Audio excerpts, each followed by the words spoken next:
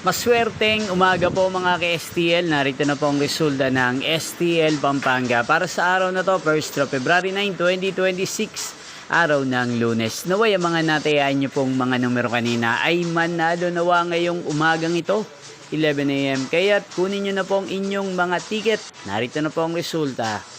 Ang mga numerong nanalo sa STL Pampanga ngayong umagang ito, February 9, 2026, 11 AM. First draw result, 21 at 19. In exact order. Again, 21 at 19. At ngayong umagang ito sa STL Pampanga, atin pong i-shoutout si Ate Emma ng Pampanga. Shoutout po sa inyo, Ate Emma. Sana po ay nasa maayos kayong kalagayan.